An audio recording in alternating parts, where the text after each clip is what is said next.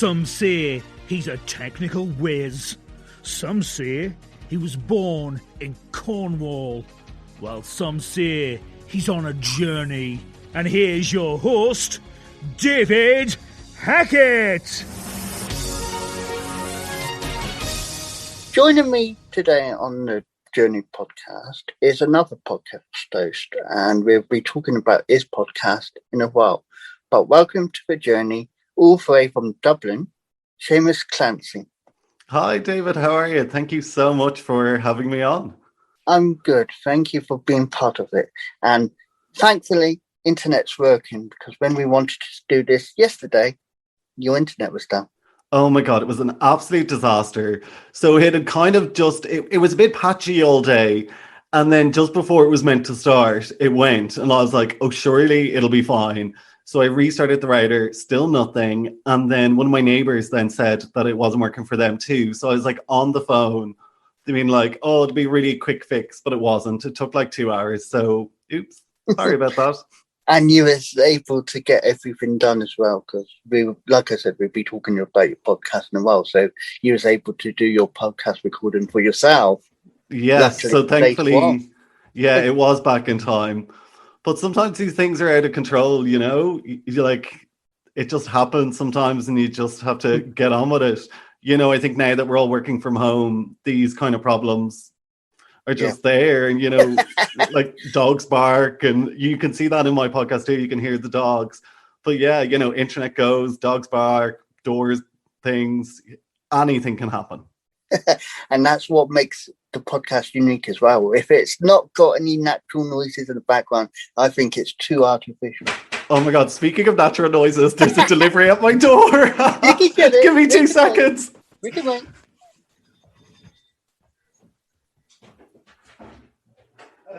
Thanks so much.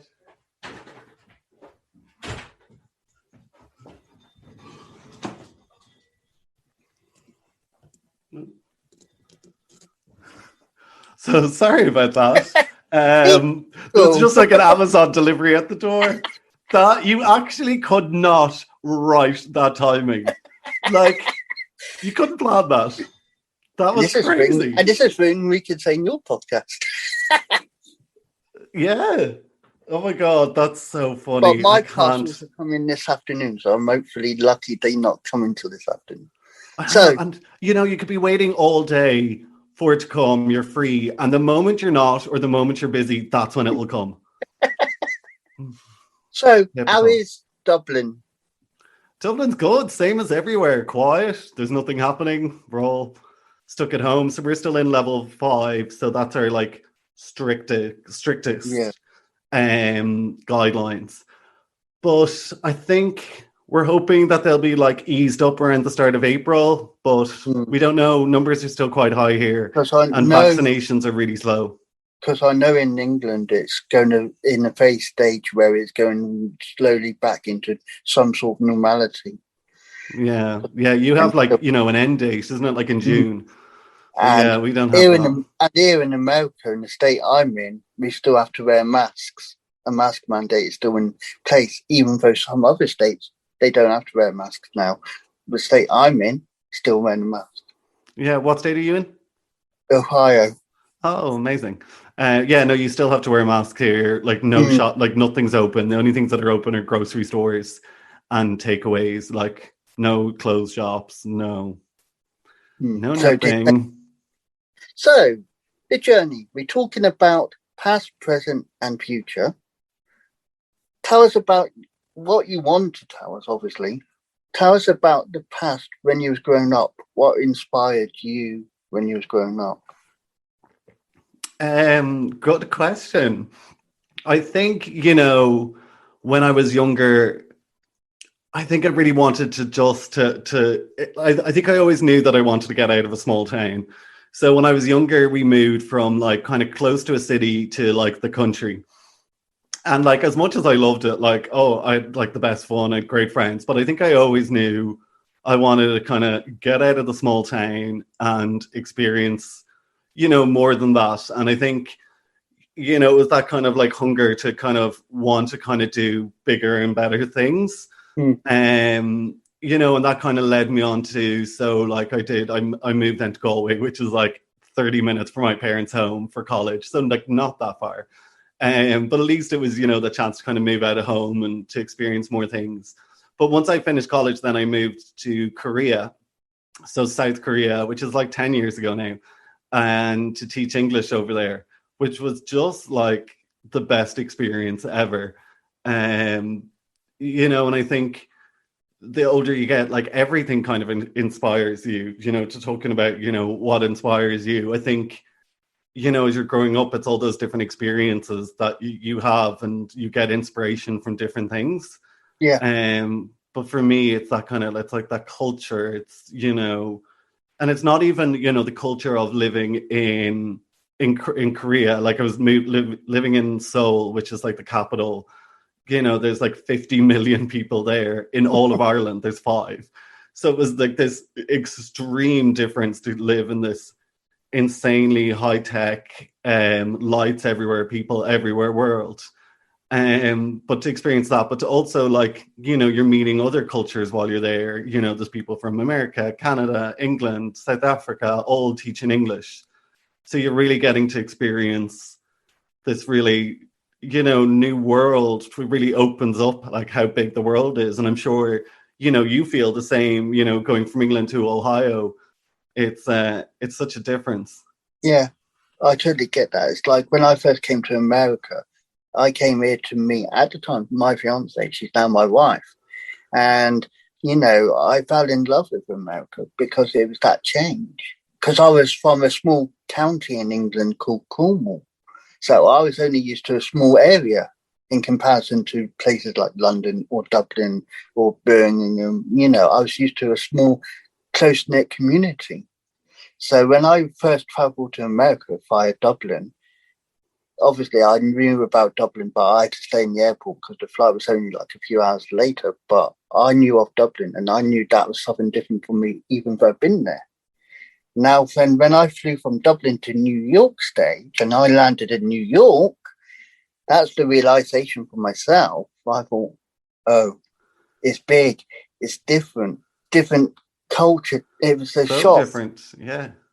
And I felt, because I couldn't use my phone because airports nowadays, like, except for Dublin, they still do it free, luckily. But at the airport, in JFK, you have to pay for the Wi-Fi. So I had no immediate contact to say to my wife at the time, fiance at the time. I was like, I can't call you, I can't message you. Yeah. Because I didn't have that sort of data on my phone to actually contact her. It was luckily thanks to the pilot that I was going to catch his plane. He said, "Here, use my phone." So I was thankful to say, "Thank you." But for those couple hours, I was panicking, thinking, I'm in a strange place. So is that how you felt when you first went to Korea? Yeah, but there's something also so amazing about it. You feel so lost. Like, like when I went, although it was only like 10 years ago, but like I didn't have a smartphone. Like, they just weren't a thing. In the space of 10 years, how much things have changed. But, I didn't like, I think I video called to like some of my friends, but, it was like you were kind of away from technology as well. Once I got off the plane, I had no kind of first contact till I got a mobile phone.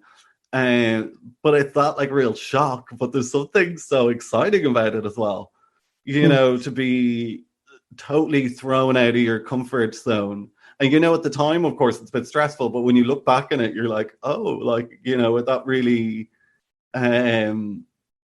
really kind of, changed it up, because life is a bit like mundane, it's a bit boring, and it's, I love those things that get you out of your comfort zone. You're trying something a bit different, or, just doing something that makes you happy.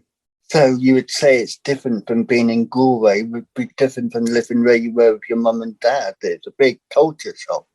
Yeah, like there's a big culture shock. Sorry, my dog's just lying on the ground there. I was like, don't make any noise. Yeah, it is, because like where my mom and dad live, like you walk up the road for like 10, 15 minutes, there's no paths. Like there are now, but like not when I was a kid. And like, you know, at the top of the road, there's just one pub and one shop. And like, you've no next door neighbors, it's just fields. And I loved it. Like, don't get me wrong, but I think, you know, the hunger to want to kind of experience new things and to get out of your comfort zone. Yeah. And even now, I still think the same. You know, if somebody's like, should we do this? And I'm like, yeah, like, why not? Carpe diem. Carpe diem. Life is short, David. You know, you do have to take advantage of things. And, you know, I'm always one of those people who are like don't have regrets, you know. Like, you'll regret doing something. You'll rarely regret. You know, no, I said it the other way around. You'll always regret not doing something, but you'll rarely regret doing something.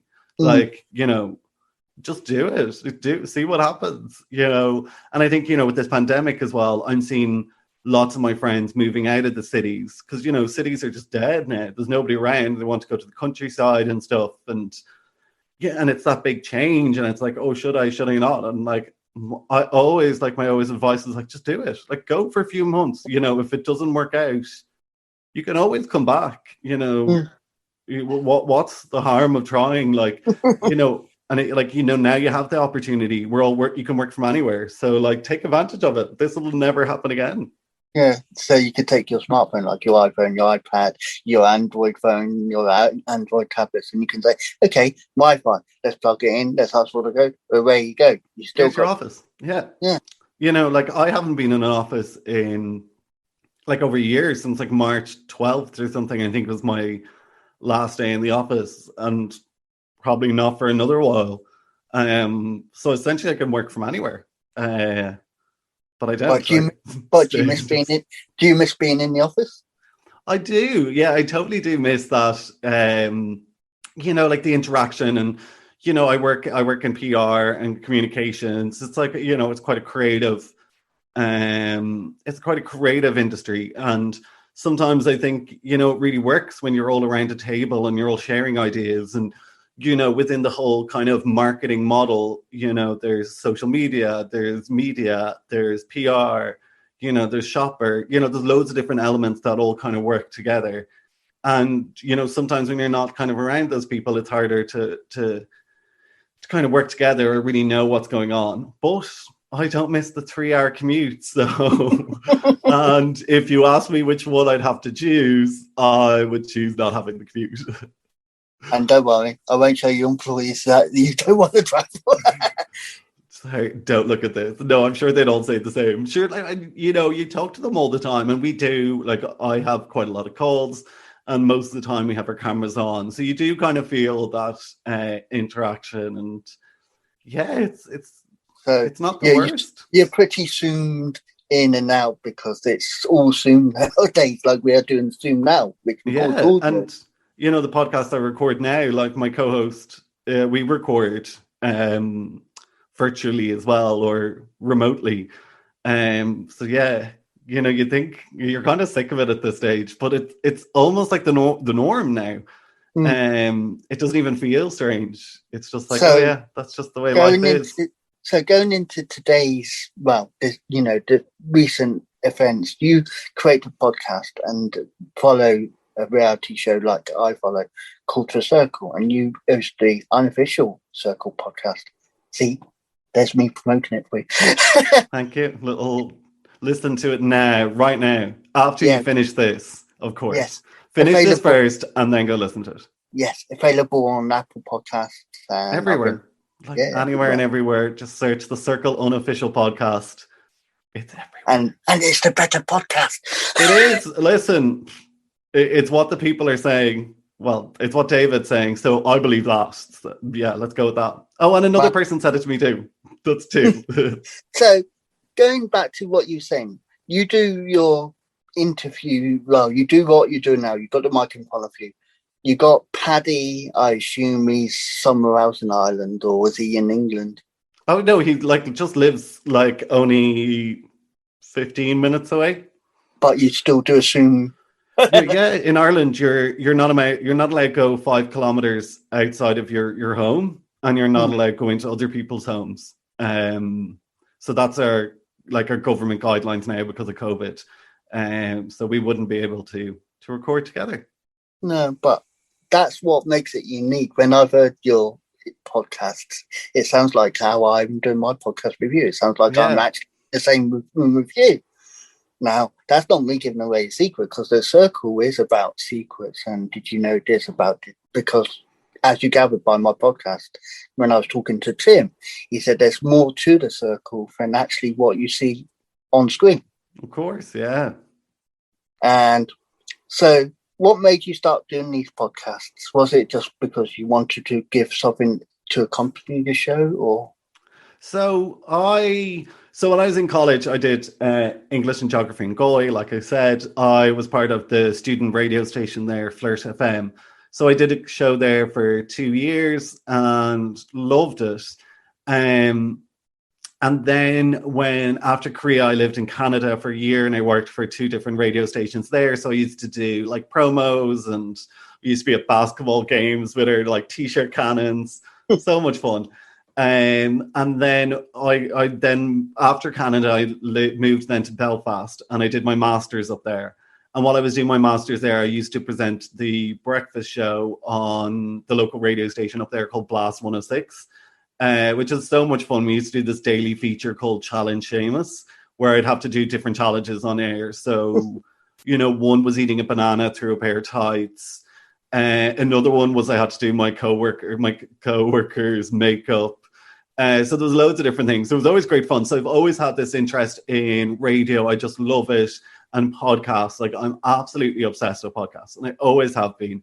I just love them. I constantly listen to them like nonstop.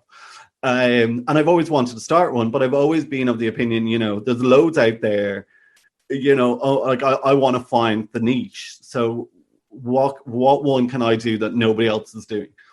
And within like NPR, I was working with a brand who were sponsoring a Love Island podcast. And just from talking to them and, how they did it, and it's, the same kind of format that I do, it's recorded after the show airs. It's a review podcast. You talk about your thoughts and things. So I kind of got the idea from them and I was like, oh, that's cool. And then I hadn't watched the first season of The Circle when it came out, but I was working with somebody and they were like, oh, like watch it on demand. So I watched it and loved it. I was like, this is brilliant. And I realized there was no podcast. So when season 2 was about to start, I launched a podcast called the Circle Unofficial Podcast. And it was, recorded after each show airs. And we were the only podcast. So we had lots of the contestants, once they were blocked, would come on the show. So we did that. We did we did the American one, a few episodes on that. We had Alex from the American series too. Then I did like a special a year on, so talking to some of the contestants a year on from the show, and that's when we first actually had Paddy on. And then back again for season 3 with a new co-host, so Paddy Smith, the winner of The Circle from last year, and like I said, only just lives down the road. So it's great to have him on board. And we've Kay Adams from the Celebrity Circle. We've got we'll pretty much hopefully have all the block contestants this year, and loads of other guests. So it's great fun. And yesterday's podcast, you had Gil come back for this. Yes, Gil came back. The return of Gil. We have not replaced him. He'll be popping in and out. It was nice to have him back for an episode. Now, what do you think of? I know you've been talking about it in your own podcast, but not everyone might have heard it. What's your opinion of season 3 so far? I'm liking it. I think it's very early days, very much in The Circle. It's, you're really rooting for people in there and, you get so involved. And I think that kind of involvement comes after time as you get to learn, know the characters and they kind of get pushed to the limits. But I'm really enjoying it. I think the tally twist was amazing. I think it made for really great TV. I know there was quite a lot of controversy online that, people felt like it was really unfair to do that to somebody, put somebody's mental health under such pressure. I thought it was really good TV. Obviously, I can definitely see that side, and I really did sympathise with her for that. But as me and Paddy were talking about, it is a reality show. You're going on it for a reason, to be pushed to the limits. And Paddy says, like, it's you were told this so many times on the way in. It's the disclaimer you signed that you will do it. Exactly. You're going to be put into situations that will cause you high stress, and that's what TV needs. And you talk about it before, like what you see isn't actually what happens in there, and of course it's not. It's edited for TV to make the best show as possible. But yeah, I'm liking it so far. The celebrity one I really enjoyed. I thought it was like really quick, fast moving. It was a good quick fix to get you ready for the. I know it was for charity, but it was a quick fix to say, here you go, this is what we can expect. Expect a bit stronger for the... Yeah, and I thought, season 1 was kind of big, and I thought season 2 was going to be huge. And like, it still was big. It's just, it still hasn't got to that Love Island Big Brother kind of level yet. And I really thought this year, I was like, celebrities... It's going to come on after the Celebrity Bake Off, which will be, one of the biggest watched TV shows in Britain. I was like, this year it's going to be huge. And it's big, but it still does not seem to break out of that, mainstream. I have a few friends who watch it and love it, but like, that would be 10% of my friends. 90% still aren't watching or really know what it's about. And I just want it to be that big. Like, I want people to know about it. It's a great show. It's really interesting. My opinion is, when it moved from London to Salford, it would have progressed for the better, if that makes sense. Mm-hmm. Because obviously it's a new location. Big Brother, after it left London to go to Hertfordshire, it grew. So that's why I'm hoping for the Circle, is it grows, if that makes sense. Yeah. Yeah, and I think, and it's hard for it this year, because it had changed from being a certain format in the first season. Then the second season was more like kind of live shows and way more audience interaction. You had the app and you had a say. And now it's had to change again, obviously, because of COVID. And it's not live. It's shot like last September. So the contestants, for the first time ever, are actually seeing it play out and see what people are saying online. Like never before. Now, is it Tilly or Tally? Oh my God, I can't. So I'm really bad with names. Like, I'm just really bad at pronouncing them and everything. And one of my very best friends, Tilly, she's one of my best friends. Like, so obviously every time I try and think of Tally, I think of Tilly. And Tilly, actually, I met in Korea, and she's from really close to my home house. And so yeah, it's funny that we met over there, but now like we're really good friends. But yeah, it's always Tilly. I'm gonna try. I'm gonna get it like tattooed into me. Her name is Tally. Now I can imagine if you get her on as a guest.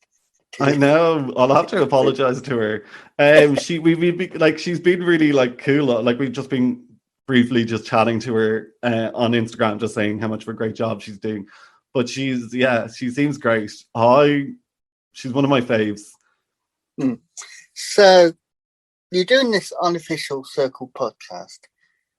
Have you heard from the competition? Have you heard their side on how Alex is doing on this podcast? I've listened to it. It's very different, All of his is pre-recorded, and it's not as much about like what happens in the circle. Of course, he'll talk to people that were in there and what their experiences were, but it's more about the psychology behind it and why people do what they do, catfishing and personas online. But yeah, I think they probably should have asked me to host it, but whatever. Yeah, it's so funny now that Alex is doing the official one, the winner of season 1, and then at the same time, of course, we knew nothing about each other's one. I bring on the winner of season 2 onto the podcast. So it's the battle of the winners. I would say probably Alex is winning it. He got that Channel 4 money promotion behind him, something that we don't, unfortunately. And that's where Channel 4 should have come to you. They should have looked before they actually... I know. And like, no, actually, I will say Channel 4 are very, like, you know, of course, to organize all the guests and stuff, like we do have to deal with, well, not really Channel 4, but, you know, the show and stuff. And they're always very good. So I can't say anything bad about it. No, and like I said, and I always say this in interviews, any thoughts we do say are our own and not related to Channel 4, not related to the company associated with the Circle. These are just purely our thoughts. Yes, exactly. Don't say that way we're covered. Yeah, covered for anything. Good old legal line. So you have Paddy on doing with your podcast. You've heard my podcast, I assume, because you said you have. Professor Tim, I like his because I expected only half an hour or so. I didn't expect it, but Tim can talk. I know, and yet he gathered my Tim interviews an hour and a half, and that was unedited because I keep it raw as even. Now Katie, because I had Katie Rokar, different ball game, and she gave me a different side to understand the Circle. Tim gave me his opinion, but Katie gave me her opinion, and they're very different. Yeah, very different. Now, if I was to interview Paddy, he probably would give me I don't know if he would have his opinion on it, but he probably would say similar to what Tim would say. But at the same time, I can see him being on Katie's element. So it's a... Yeah, he more kind of, I'd say, sits in the middle of the two. Probably more to Katie's side. Like, you know, he thinks it was a great experience. He loved it. Yeah. Now, if they offered you, would you go on it? Yeah, I totally would. Why not? I think it would be... As yourself was... I'd say nobody really knows what I look like. So probably I'd love to go on as myself, but like obviously position myself as like the Circle expert because I've talked about it every single night for like 2 years. But I do kind of see something fun about being a catfish. But I don't know what that catfish would be. But I do think there's something really fun about pretending to be somebody else. Yeah, it's just that element, and I've known in social media since I've been big in social media and doing what I do in social media. You know, the whole point is catfish, you've got to do it in such a way, in such a clever way. You've got to be aware of what you're doing so you don't trip over yourself. Yeah. So I can imagine the celebrity circle, and I can imagine the contestants from series 1, 2, and 3. They were all told, if you're catfish, like Tim said, he was a manufactured person where they told him to be something which he didn't want to be. Yeah. But it was just the element, I suppose, how far would you go with that persona? Yeah, and that's how far you'll push to win. And I think I would. Like, I would be in there to play the game, you know, and I think that's what it's about. And sometimes I think Tim thinks there's a real emotional side, and there totally is. But there also is, it's a game show. And it's for TV, and, you know, you can't really take that much from it, you know. Now, going into the American circle, because that, you know, obviously I've seen the British, I've seen the American. I try to understand the Brazilian and the French version, and I never got that far. Yeah, I was thinking about it, and I was like, I can't, no. But the American side of things, and this is really nice about it, they added another element to it. And that's what I find, and probably you found, different as well. It was a different element to the game. They played it their own style. I know it was from Netflix, but it was a different element, would you say? Yeah, it was. And watching that, because that was all pre-recorded. And, you know, that felt so weird to the way the British one was done. And now the British one is the way the Netflix one's done. But I think it's so funny that they're all recorded in the same apartment building in Manchester or wherever it is. It makes me laugh as well with the American. They try to make it American. It's so funny. They just get a picture of this apartment building and they just like paste it into, I don't know, is it Boston or somewhere? I don't know where they're pretending it is. But it definitely isn't. And I was like, okay. That's a lie. But I did love, like, I think the American ones had, a really good cast and good catfishes. And I think that's kind of, you can kind of see that filtered into, this year's one, some of those same kind of ideas of like, they had a mother and son. Now we've got a dad and daughter. But it's such a great show. And I think, especially on Netflix, I think it was probably bigger. It's really big on Netflix and in America. And that new season, I think, is coming out soon. Yeah, I think it is, from what I understand. But it'd be good if the British one comes over to America, then the Americans, and this is me speaking loosely, because I'm just one British man in America who's got American wife, but it'd be good to see the British version of the Circle, instead of me saying this via VPN, let's watch it through this VPN. No, but like that's what we had to do for the American Circle, because the American Circle came out in Netflix, but it only came out in America. So we had to watch it on a VPN, and like the same with the UK one. It's like you just wish there was a way of watching it, because like last year, and this shows like what dedication we had. Like we even recorded the podcast when we went on holiday, so we were in Spain. Yeah, and do you remember like still recording? And like you still have to just get on with it. But yeah, like you just have to do it. So we've spoken about your past and about traveling to Korea. We've spoken about your present, obviously not your job, but we just talk about the podcast because that's what it is about, promoting podcast. Now we're talking about the future. Where would you want to see yourself, say, in 5 years' time? Oh, good question. I think I'd love to do another podcast, not about a reality show. I think a lot of the podcasts that I love are the real storytelling ones and the kind of investigative ones. So, for example, like the Dolly Parton documentary, I think that was just done in a lovely way, and the way it was told. Like, I'd love to look into doing a bit of more of a longer form kind of document, or but podcast series, more documentary style.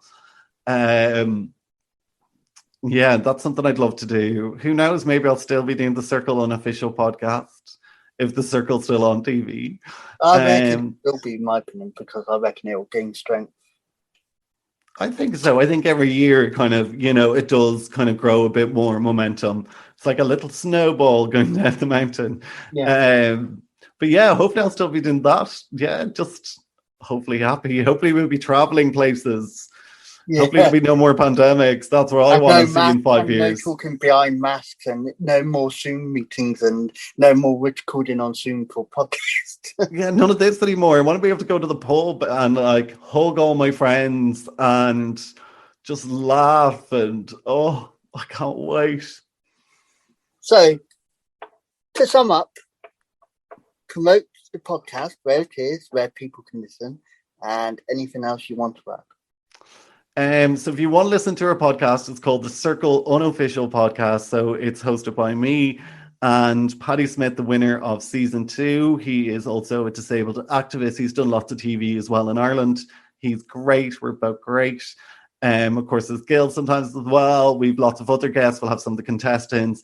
It comes out directly after, a few hours after the episode of The Circle airs. So we pretty much, the episode finishes, we hop straight on to record. So it's fresh in our mind. We barely even talk before we press record. So it's really unfiltered, honest. It's good fun. It's a bit of a laugh. I think, the way some people describe it, it's like watching a TV show with your friends, when you want to just talk about it, you want to hear somebody's thoughts, and that's essentially what we want it to be, especially now during the pandemic. It's a nice little thing to watch, a little accompaniment to the show.